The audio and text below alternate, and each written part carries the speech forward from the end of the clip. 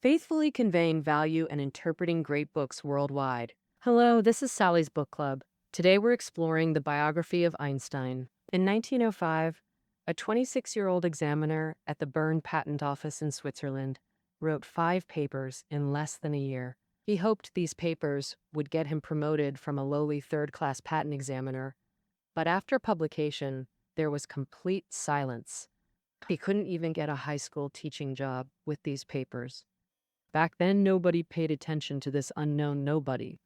But what they didn't know was that these papers contained at least 3 Nobel Prize-worthy breakthroughs, and their author, Albert Einstein, would become the only scientist comparable to Newton. Today, Einstein's name has become an almost mythical symbol, synonymous with genius. He was brilliantly intelligent yet romantically adventurous, contemptuous of authority yet stubbornly old-fashioned, both a scientist and a humanitarian. What's truly fascinating about Einstein goes far beyond just his scientific achievements. By conservative estimates, there are over 200 biographies of Einstein. The version we're exploring today comes from renowned American biographer Walter Isaacson.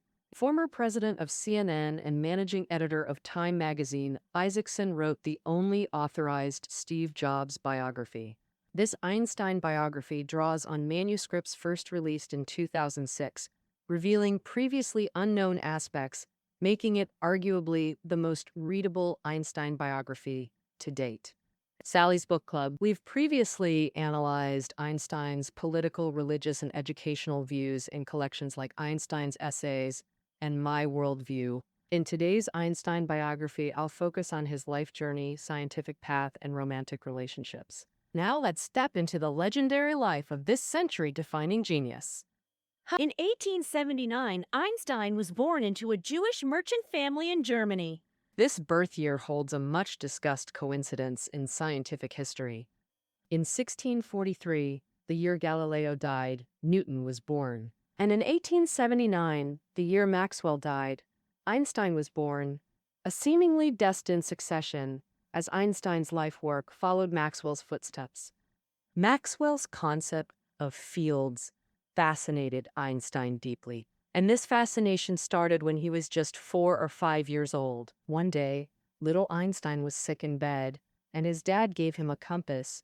The tiny needle on the compass seemed pulled by some mysterious force. This mysterious force made young Einstein tremble with excitement. He recalled that this experience changed his whole life. He dedicated his entire life to describing nature through fields. As a teenager, Einstein was smart and studious. At 12, he proved the Pythagorean theorem with an original method. By 15, he'd mastered calculus, way beyond what his school required in math. But teachers and classmates disliked him because he was too free-spirited, undisciplined, antisocial, and loved challenging authority. This trait stayed with Einstein throughout his life. He later wrote things like, "Long live insolence and rudeness. He was my guardian angel in this world." Back then, German schools were soaked in Prussian militarism, demanding blind obedience, full of mechanical commands and rote learning, which disgusted and suffocated Einstein. He constantly clashed with teachers, to the point where one said, "Your presence here disrespects me," and even told him to pack up and leave. Einstein was utterly fed up with school and decided to drop out at 15. He hatched a plan. Get a doctor friend to certify he had a nervous disorder, justifying his unauthorized departure. On Christmas Day, 1894, Einstein fled school, and not just that, he escaped Germany entirely. At the time, Einstein's father's business went bankrupt, forcing the family to move to Italy for a fresh start. They'd planned to leave Einstein in Germany to finish school, but the dropout Einstein traveled alone by train across the Alps to Italy, shocking his parents by declaring he'd never return to Germany, even renouncing his German citizenship. The family settled in northern Italy. The natural beauty, near Switzerland, delighted Einstein. He'd hike for days in the Alps and Apennines, standing atop peaks to experience that sublime solitude. His new school valued visual thinking, encouraging observation, intuition, and imagery, the total opposite of Germany's mechanical education. Here, Einstein completely let himself go, and in his thoughts, the seeds of relativity first sprouted. He began to imagine what would happen if a person chased a beam of light while running. What would the electromagnetic field look like? This kind of visualized thought experiment became a hallmark of his future achievements. In his leisure time, Einstein played the violin. Music was a lifelong passion, and he especially adored Mozart. One evening, Einstein heard an elderly neighbor playing a Mozart sonata. He grabbed his violin and rushed into her house, startling her. But soon after, the house echoed with the duet of piano and violin. In Einstein's view, music and physics both reflect the harmonious beauty behind the universe. When he racked his brain over a problem, he'd play the violin alone in the kitchen, pondering while improvising melodies. Then suddenly, he'd excitedly shout, "I get it!" As if music could convey inspiration to him. In 1996, Einstein entered the physics department at ETH Zurich. His bluntness and arrogance once again made him unpopular. He questioned professors' theories as outdated, skipped classes daily, ignored lab procedures, and wrote papers on informal paper. He often casually called the department head by his first name instead of professor, proudly playing the nonconformist role. He was proud yet regretful, but the cost was offending almost every physics teacher. When he sought an assistant position after graduation, no one would take him. Especially the department head, who preferred hiring 2 engineering students over Einstein. Among all graduates that year, Einstein became the only one who couldn't find a job.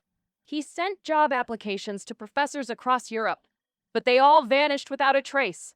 Not even a polite reply. Just as Einstein despaired, a friend introduced him to a vacancy as an examiner at the Swiss Patent Office. In this humble civil servant role, Einstein was thoroughly content. He called the patent office a worldly hermitage where I conceived my most beautiful thoughts. He finished all his work in just 2 or 3 hours daily, spending the rest of his time freely pondering scientific problems. In Einstein's 3rd year at the patent office, 1905 became a miraculous year in science, rivaling 1666. In 1666, Newton invented calculus, discovered gravity and the spectrum of sunlight, laying the foundation for mathematics, mechanics, and optics. Over 200 years later, Einstein, toiling away at the patent office, created a new miracle year, writing 5 papers that directly rewrote classical physics. Now let's introduce each of these 5 papers. The first one proved that light is made of particles with quantum properties. At the time, Planck, one of quantum mechanics' founders, had proposed the quantum concept, but didn't grasp its meaning, seeing it as just a mathematical invention. Einstein, however, pointed out in his paper that quantum wasn't just a math concept, it was physical reality. From the quantum nature of light, he derived the photoelectric effect law. 16 years later, it was this very paper that earned Einstein the Nobel Prize. The second and third papers, they explored the size and motion of molecules. At a time when atoms and molecules were widely doubted, Einstein deduced their size and motion patterns purely through calculation. No observation needed. And the fourth paper didn't cite a single reference and was titled, "On the Electrodynamics of Moving Bodies." This unassuming title later got a thunderous name. Special relativity. Special relativity's birth came from a scientific grudge spanning over 2 centuries. The conflict pitted Newton's theory against Maxwell's, clashing over how motion speed is relative. Newtonian mechanics says you need a reference frame to measure motion. Speed changes in different frames. But over 200 years later, Maxwell discovered equations for electromagnetic fields, showing light is a wave. And boom! Conflict arose because Maxwell's equations don't need frames. Simply put, light speed stays constant in any reference frame. On one side, Newton's timeless classic. On the other, Maxwell's rock-solid equations, a true clash of titans. Scientists scrambled to resolve it, with Poincaré and Lorentz leading the charge. In fact, both had already found the right path for special relativity. and even written some formulas. But nobody dared to take it all the way. After all, this meant challenging Newton himself. This problem also troubled Einstein. One day in 1905, while riding a bus in Bern, Einstein looked back at the famous clock tower and imagined what would happen if the bus traveled at light speed. In his mind's eye, when moving at light speed and looking at the clock tower, what he saw shocked him. The clock's hands froze in time. The moment Einstein reached light speed, the light from the tower could no longer catch up to him. The faster something moves through space, the slower it moves through time. Just like that, the centuries-old dispute between Newton and Maxwell was resolved. The key was time. This became the foundation of special relativity. There's no absolute time. Time, space, and motion are fundamentally interconnected. For years, scientists had tried to compromise and find middle ground. Only Einstein dared to kick away Newton's worldview when reconciling these two giants' theories. Yang Zening commented, "The term relativity wasn't first proposed by Einstein, but by Poincaré, and the transformation formulas of special relativity weren't first written by Einstein, but by Lorentz. But being close to truth and truly understanding it are entirely different." And only 26-year-old Einstein dared to question humanity's primal notions of time, unlocking the door to new physics. Finally, the fifth paper, a corollary of special relativity, was just 3 pages, deriving one of history's most famous formulas in 3 steps. E equals mc squared, the equation describing mass-energy equivalence, later becoming the theoretical basis for atomic bombs. These 5 papers showcased Einstein's astonishing 1905 creativity.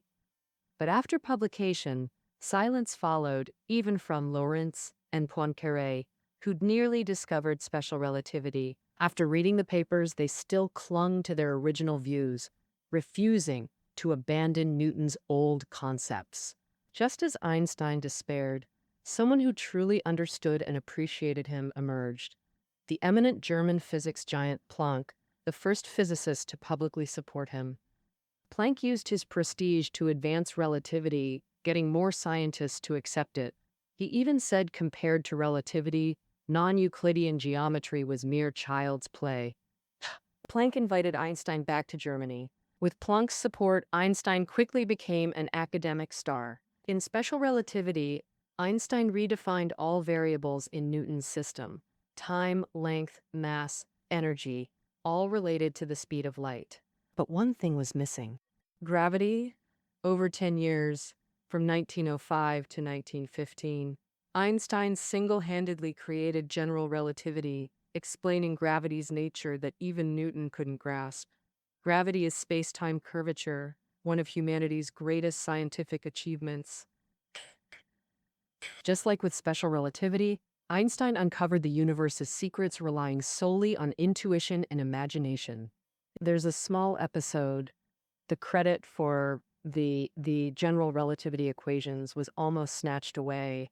At the time, the theory of general relativity had taken shape and was widely discussed, but the mathematical equations remained elusive. Then, German mathematician Hilbert beat him to it, submitting a paper first that derived the equations.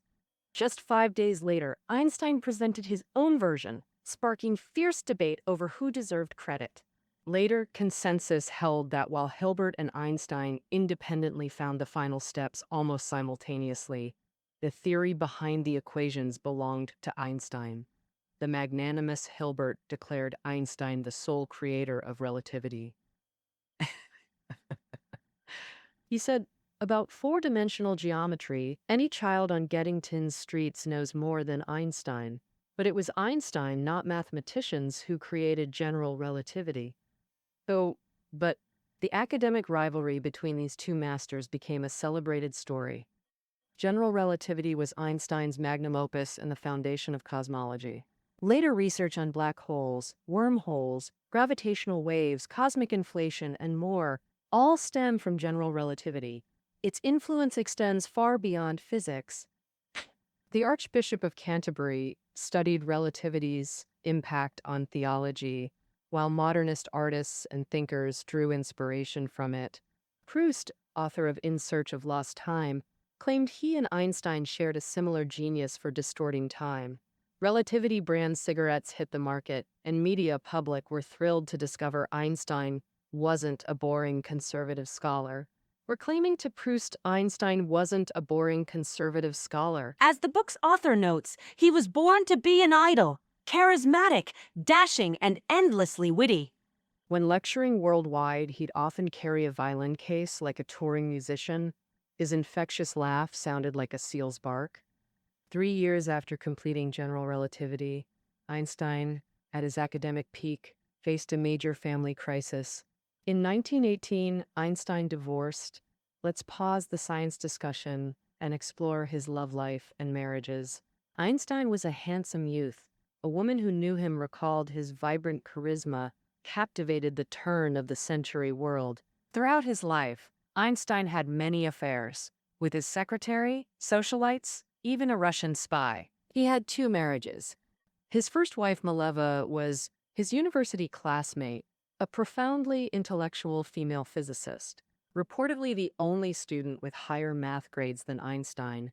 Her insights frequently inspired him. Though Mileva was petite, plain-looking, over 3 years older, and somewhat lame, Einstein believed she was his true intellectual and spiritual equal. Their letters overflowed with tender affection and passionate scientific discussions. Einstein once wrote, "How proud I'd be to have a little doctorate as my sweetheart." He called Mileva my enchanting little witch, while she called him my wicked sweetheart. At 24, Einstein married Mileva against family opposition. She bore 3 children, abandoned her career for housework, growing cold and withdrawn, increasingly overlooked by Einstein. In their 9th year of marriage, 33-year-old Einstein had an affair with his cousin Elsa, 3 years older, divorced, with 2 daughters. She was completely different from Mileva, knew no physics at all, but humble and obedient, skilled at serving others. Just by glancing at Einstein's eyes from afar, she could tell if he was deep in thought and wouldn't disturb him. All this was unlike the independent and proud Mileva. Though this relationship lacked passion, it satisfied Einstein's middle-aged needs and desires. He grew increasingly harsh toward Mileva and neglected his family. Meanwhile, Mileva, suffering from her shattered scientific dreams, grew more resentful of her husband's success. Their marriage became completely irreconcilable. This love triangle dragged on for 6 years, with Mileva refusing divorce for the children's sake. Finally, in 1918, Einstein proposed a divorce condition unique in the world. He declared, "I'll win the Nobel Prize someday. When it's awarded, you'll receive the entire prize money if we divorce now." The struggling Mileva finally agreed. This term was written into their divorce agreement, and Einstein married his cousin. Most people, including Elsa and Mileva, believed Einstein would surely win the Nobel, but the question was when. In reality, Einstein's path to the prize was arduous. He'd been first nominated as early as 1910. Over the next decade, he received repeated nominations for relativity, yet never won. The Nobel Committee then had a strong experimental bias, favoring practical results. They rejected relativity for being purely theoretical with no experimental foundation. Einstein's breakthroughs came almost entirely from physical intuition and mental imagination. He admitted, "I've always feared laboratories, scared to touch instruments, worried they'd explode." As a theoretical physicist, Einstein was highly unconventional. Nazi scientist Philipp Leonard even launched an anti-Einstein campaign, attacking relativity as Jewish science saturated with philosophy. By 1921, relativity's validity was undeniable. Everyone agreed it was absurd Einstein hadn't won. He received 14 official nominations, far more than any competitor. But the award committee stubbornly refused to recognize relativity. Then, a committee member named R.N. came to the rescue. Realizing relativity was too controversial, he championed Einstein for the photoelectric effect instead, creating a dark irony in science history. The photoelectric effect built on experimental work by none other than Leonard Einstein's fiercest Nazi critic, which infuriated him. In 1922, Einstein received the Nobel Prize. It's $32,250 prize money, being 10 times a professor's annual salary. Per the divorce agreement, the funds went to Maleva's account. Now, general relativity and the Nobel marked Einstein's peak, also becoming a turning point in his life. Now, let's examine Einstein's later years through science and politics. Scientifically approaching 40, Einstein, once rebellious and anti-authority, grew rigid and stubborn. This starkly manifested in his resistance to quantum mechanics. Quantum mechanics studies subatomic particles, forming modern physics' second pillar alongside relativity. Its randomness and uncertainty shattered classical physics' deterministic worldview. Features Einstein found baffling. Einstein spent his life resisting this uncertainty, climaxing at two Solvay conferences, physics' all-star gatherings. At both conferences, Einstein played disruptor, hunting for quantum mechanics flaws. 48-year-old Einstein faced quantum's young guard, 25-year-old Heisenberg, 25-year-old Dirac, 27-year-old Pauli, and its leader, 40-year-old Bohr. Their debates raged everywhere. Conference halls, dining tables, rooms. Einstein would present quantum disproofs at breakfast. By dinner, Bohr's team would refute them. Next breakfast brought fresh arguments from Einstein, all dismantled by dinner. Every attack was parried by these young minds. Finally, Einstein designed an incredibly clever thought experiment, thinking it would stump everyone, but Bohr caught a fatal flaw. He'd actually forgotten to account for relativity in this experiment. Ultimately, quantum mechanics proved to be a successful theory. Einstein's friend Ehrenfest scolded him, saying, "Einstein, I'm ashamed for you." Because his stubborn conservatism toward quantum mechanics mirrored those who'd opposed relativity, Einstein would self-mockingly say he'd gradually transformed from revolutionary to old reactionary. Like an ostrich burying its head in sand, he avoided confronting detested quantum mechanics by retreating into relativity. His later scientific career focused entirely on seeking a unified field theory, reconciling relativity and quantum mechanics. Despite slim hopes of success, Einstein, already accomplished, devoted himself regardless of results. But this path was too risky for young physicists. More than science, Einstein's later years involved politics. General relativity gained recognition as WWN ended, leaving Germans humiliated by defeat. Anti-Semitism resurged, with many Germans believing they'd been betrayed. Einstein observed, people needed a scapegoat, so they blamed the Jews. As a highly visible Jew, Einstein quickly became the prime target.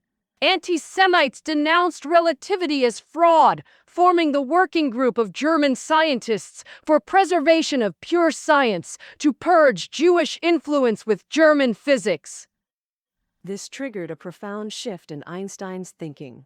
Before completing general relativity, he'd been wholly dedicated to science.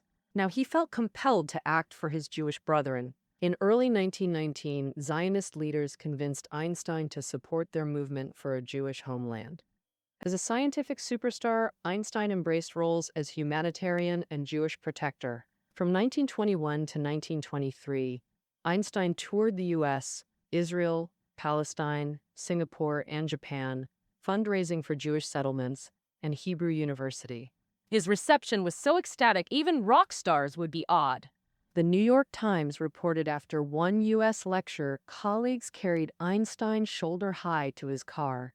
Einstein cared little for fame throughout his life, but if his celebrity could raise funds and sympathy for Jews, he willingly, even eagerly, endured flashing cameras. Once playing violin at an event, someone asked how he stayed cheerful amid world corruption. He replied, "We must remember Earth is tiny. Perhaps larger, more important planets are kind and happy." In 1933, Hitler became chancellor. Einstein's head carried a $5,000 bounty on Nazi hit lists. Aged 54, he fled to America. He warned FDR about Nazi nukes, but agonized when the U.S. dropped atomic bombs on Japan. Post-War War context.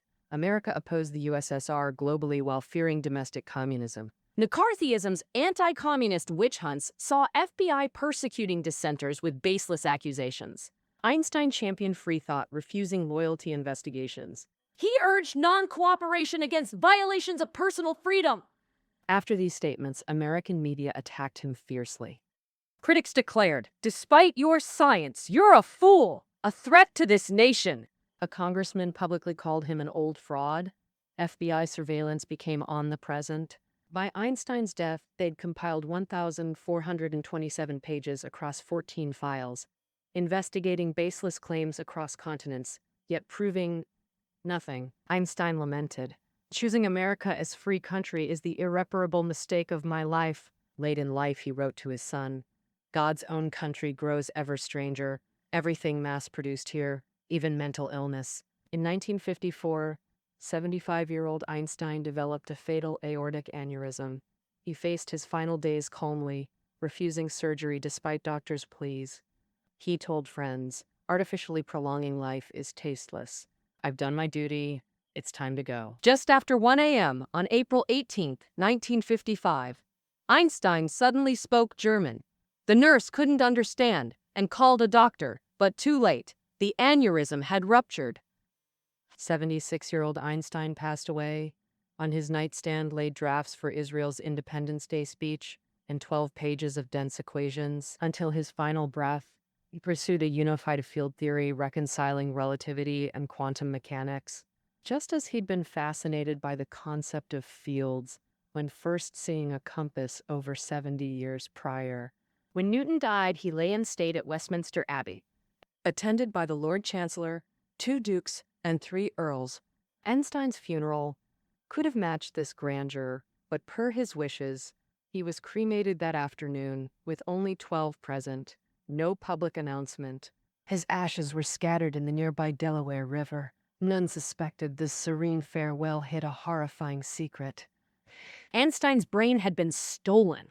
Hours after death, Princeton pathologist Thomas Harvey sawed open his skull, removed the brain, and stitched the body back.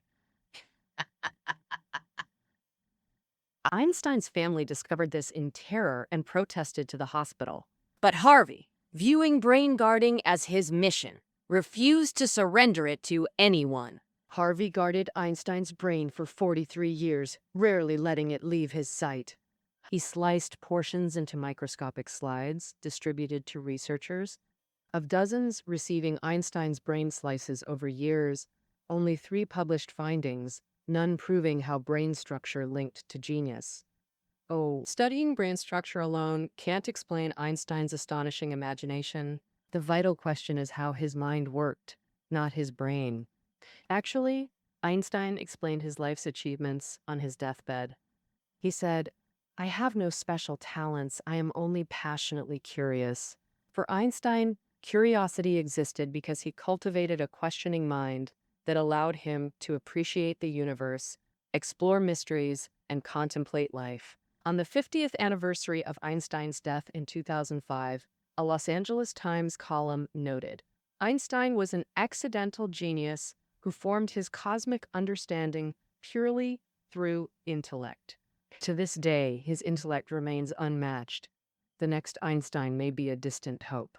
Well, that's the biography of Einstein. That concludes our interpretation of this book. Audiobook Pen